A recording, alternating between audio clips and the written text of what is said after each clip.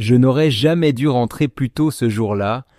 Je m'appelle Léa, j'ai 29 ans, et ce que je vais vous raconter a littéralement détruit tout ce que je croyais être vrai dans ma vie.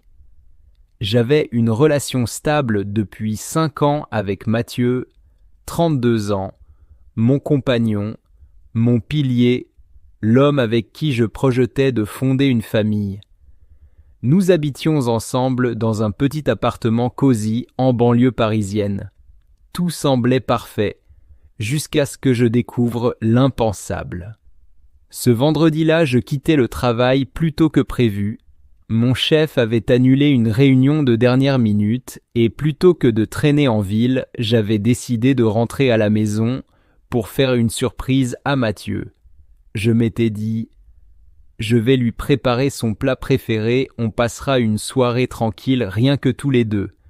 Je n'aurais jamais imaginé que cette décision allait briser mon cœur. Quand je suis rentré, il faisait encore jour. La porte était entr'ouverte, ce qui m'a semblé étrange, mais je me suis dit qu'il avait peut-être simplement oublié de la fermer correctement. J'ai entendu des rires venant de la chambre, des rires étouffés, mais clairement complices. Mon cœur s'est arrêté un instant. J'ai marché doucement, sans faire de bruit, et j'ai ouvert la porte de la chambre. Ce que j'ai vu m'a figé. Mathieu était là, nu, dans notre lit, avec mon frère, oui, mon propre frère, Julien. Ils étaient enlacés, surpris, mais pas honteux. J'ai senti mes jambes me lâcher, mes oreilles bourdonner. Julien s'est levé immédiatement, tentant de dire quelque chose, mais aucun mot ne pouvait justifier ce que je venais de voir. Je suis parti sans un mot, les larmes brouillant ma vision, le cœur au bord de l'explosion. J'ai marché sans destination, essayant de comprendre comment une telle trahison avait pu m'échapper. Comment deux des personnes les plus importantes de ma vie avaient pu me faire ça. Les jours suivants ont été un enfer. Mathieu a tenté de m'expliquer, de justifier, de s'excuser. Il disait qu'il était perdu, qu'il m'aimait, mais qu'il ressentait aussi des choses pour Julien depuis un moment. Julien, quant à lui, a gardé le silence. Il n'a même pas essayé de me parler. C'était peut-être ce qui faisait le plus mal. J'ai coupé les ponts. Avec les deux, j'ai quitté l'appartement, j'ai pris un congé au travail et je suis parti chez une amie à Lyon. J'avais besoin de m'éloigner, de respirer, de comprendre. Mais comment se reconstruit-on après ça, après une double trahison si intime, si brutale ? Ce que j'ai compris, c'est que la douleur ne disparaît pas du jour au lendemain. Elle devient un poids qu'on apprend à porter. Je suis en thérapie depuis 3 mois maintenant, et même si je ne leur ai pas pardonné, j'ai cessé de me demander ce que j'avais fait de mal. Parce que la vérité, c'est que je n'ai rien fait de mal.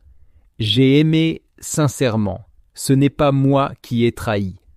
Aujourd'hui, je vais mieux. J'ai déménagé, changé de boulot, refait ma vie. Je ne crois plus aux contes de fées, mais je crois encore en moi, et c'est déjà énorme. Il m'a quitté sans un mot, et 2 ans plus tard, j'ai compris pourquoi. Je m'appelle Clara, j'ai 29 ans. Cette histoire s'est déroulée il y a un peu plus de 2 ans, et même aujourd'hui, j'ai du mal à y croire. J'étais en couple avec Samuel depuis presque 6 ans. On s'était rencontrés à la fac. Il était drôle, brillant, un peu mystérieux. On s'est aimé très vite, très fort. Le genre d'amour qui vous fait croire que rien ne pourra jamais vous séparer. On vivait ensemble depuis 2 ans. Tout semblait aller bien. On parlait d'acheter une maison, de se marier un jour. Il n'était pas très démonstratif, mais il était toujours là, attentionné à sa manière. Et puis, un matin, il n'était plus là. Aucune dispute, aucun signe avant-coureur, juste un appartement vide. Ses affaires avaient disparu. Son téléphone était éteint. Je l'ai attendu, des heures, des jours. J'ai appelé ses amis, sa famille. Personne ne savait où il était, ou du moins c'est ce qu'il disait. J'étais dévasté. J'ai cru à un enlèvement, à un accident, j'ai même pensé à la police.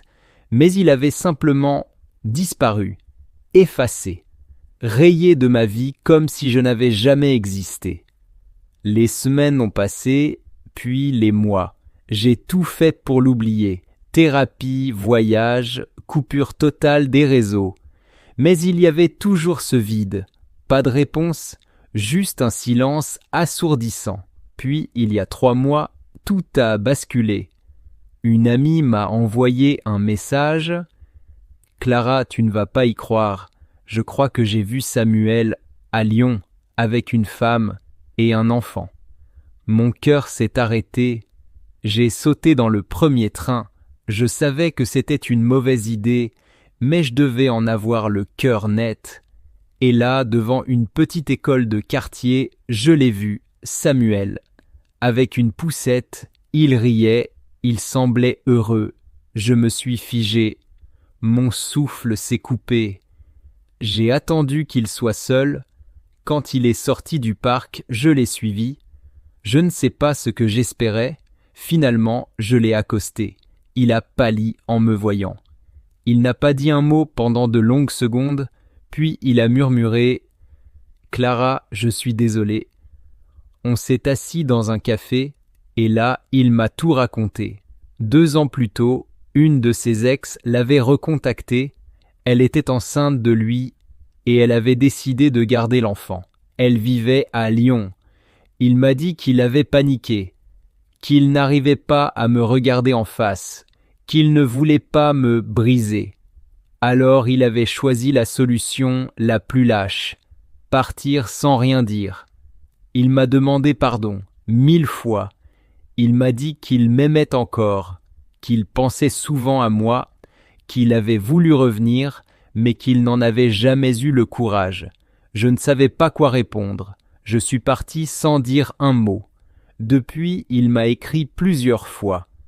Mais je n'ai jamais répondu. Pas parce que je le déteste, mais parce que j'ai compris quelque chose. L'amour, ce n'est pas juste un sentiment. C'est aussi du courage, du respect et de la vérité. Et lui, il n'en a eu aucun pour moi. Aujourd'hui, j'avance, plus forte et surtout plus lucide. Je n'attends plus de réponse, j'en ai assez eu. Le fiancé de ma sœur ne m'a jamais regardé comme ça avant cette nuit-là. Je m'appelle Lila, j'ai 27 ans, et ce que je vais vous raconter est aussi honteux qu'inexplicable. Cela s'est passé il y a à peine 3 mois, mais j'ai encore du mal à y croire moi-même. Ma sœur aînée, Camille, est fiancée depuis 2 ans à un homme presque parfait. Eric, 34 ans, chirurgien, gentil, drôle, cultivé, le genre de mec que toutes les filles rêveraient d'avoir, et Camille, évidemment, l'aime à la folie. Depuis leur rencontre, elle n'a jamais cessé de parler de lui, de poster des photos avec lui, de raconter à tout le monde qu'il est l'homme de sa vie. De mon côté, je n'ai jamais été aussi chanceuse en amour. J'enchaîne les relations foireuses, les mecs immatures, les histoires sans lendemain. Disons que j'ai toujours été l'anti-Camille. Plus sauvage, plus libre, moins stable, plus impulsive. Et justement, c'est probablement cette impulsivité qui m'a mené à faire la pire erreur de ma vie. Tout a commencé le week-end de l'enterrement de vie de jeune fille de Camille. Elle voulait quelque chose de simple, une soirée à la maison avec ses copines proches, des jeux, du champagne, un peu de musique. Eric, de son côté, avait prévu de passer la soirée chez un ami. Enfin, c'est ce qu'on pensait. Vers minuit, après quelques verres de trop, Camille est allée se coucher plus tôt que prévu. Elle était épuisée. Les autres filles ont suivi peu après, certaines dormant dans le salon, d'autres dans la chambre d'amis. Moi, j'étais resté seul dans la cuisine, un peu ivre, à finir une dernière coupe de champagne. C'est là que j'ai entendu la porte d'entrée, Eric. Il ne savait pas que Camille était déjà couchée, et encore moins que j'étais encore debout. Je ne sais pas si c'était l'alcool, l'heure tardive, ou ce silence étrange dans la maison, mais il y avait quelque chose d'étrange dans l'air. Il m'a regardé, pas comme il le faisait d'habitude, pas comme le futur beau-frère parfait, il m'a regardé comme une femme, une vraie. Et pour la première fois, j'ai senti quelque chose d'interdit me traverser le corps. On a parlé, longtemps, trop longtemps. Il s'est confié, il m'a dit qu'il avait des doutes, qu'il aimait Camille, bien sûr, mais qu'il se sentait parfois étouffé, qu'il n'était pas sûr de vouloir vraiment ce mariage. J'ai essayé de le raisonner, mais mes paroles étaient beauté bancales. Mon cœur battait trop fort, et je crois que dans ses yeux, il a vu que je comprenais, que je le comprenais un peu trop bien. Je ne dirai pas ce qui s'est passé ensuite dans cette cuisine, mais vous pouvez l'imaginer. Ce que je peux dire, c'est que ce n'était pas prévu, ce n'était pas prémédité. C'était impulsif, égoïste, inexcusable. Le lendemain, Camille ne s'est douté de rien, et Eric, il m'a évité. On n'en a jamais reparlé, jusqu'à ce jour où Camille m'a appelé en pleurs. Elle venait de lire un message sur le téléphone d'Eric, un message qu'il m'avait envoyé par erreur, un seul, mais suffisant. Elle savait tout. Depuis, elle ne me parle plus, elle a rompu les fiançailles, elle a déménagé, et moi, je vis avec cette trahison sur le dos. Je sais que je ne pourrai jamais réparer ce que j'ai brisé, et le pire, c'est que je ne peux m'en prendre qu'à moi-même.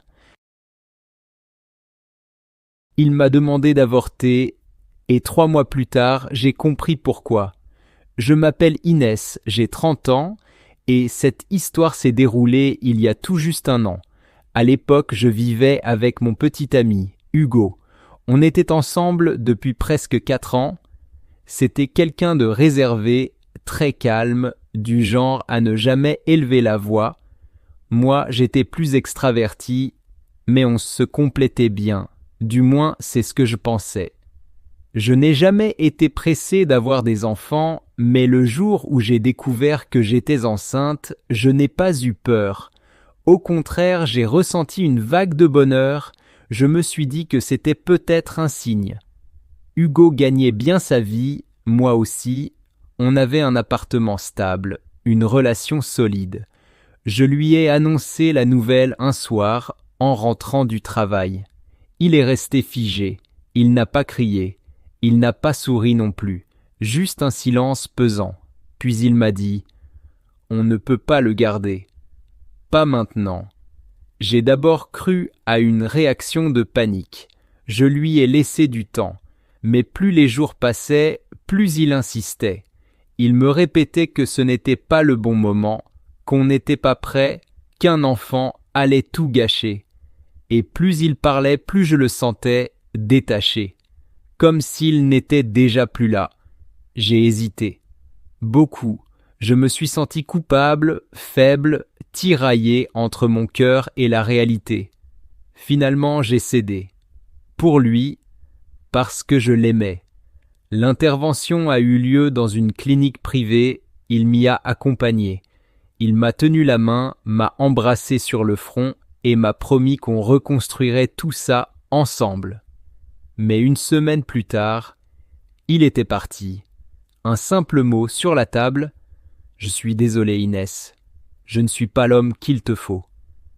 Plus de messages, plus de Hugo. J'ai plongé. Psychologiquement, j'avais tout perdu. Un enfant que je voulais, un homme que j'aimais et une raison de me lever le matin.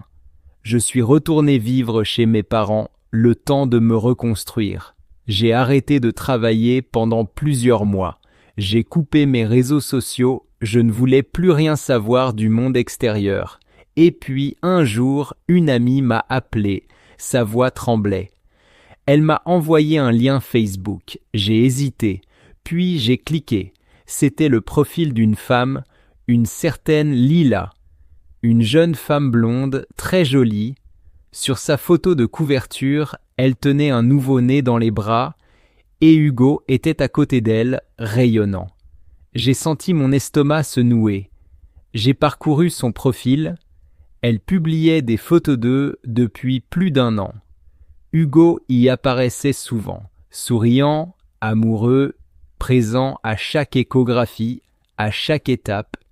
Il avait construit une vie parallèle avec elle, avec leur enfant.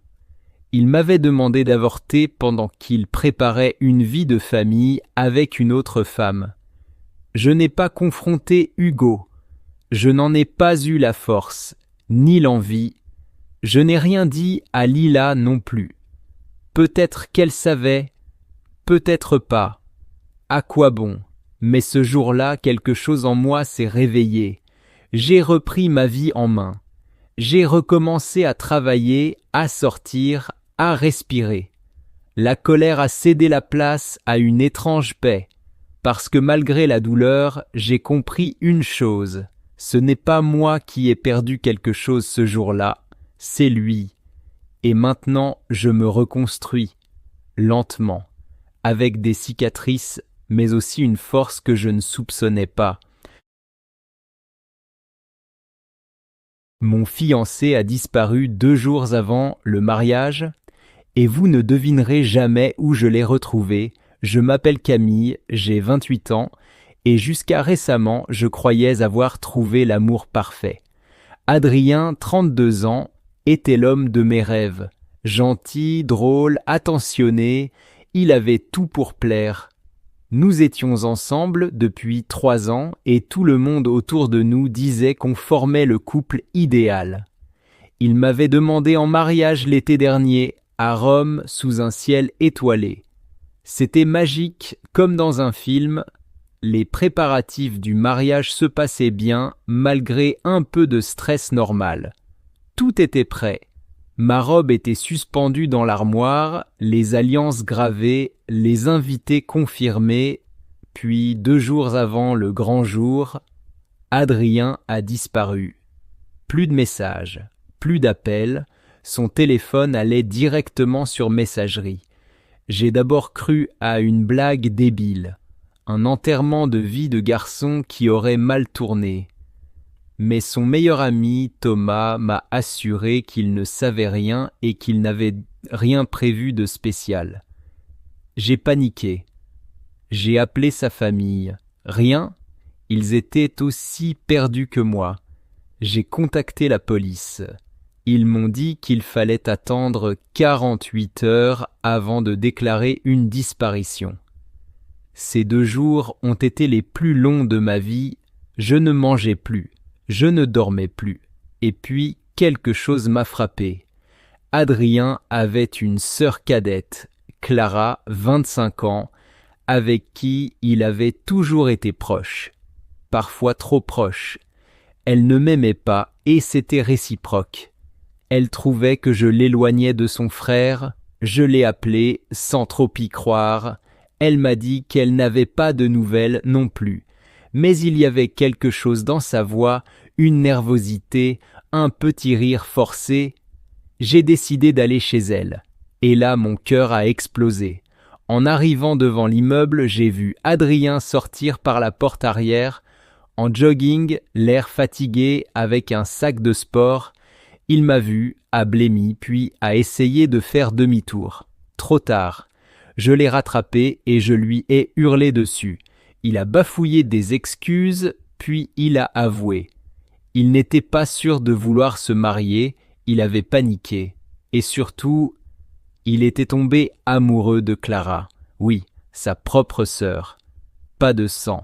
Il m'a expliqué qu'ils n'étaient que demi-frères et sœurs, qu'ils avaient des pères différents et qu'ils ne s'étaient rencontrés qu'à l'adolescence. Mais quand même, j'étais en état de choc.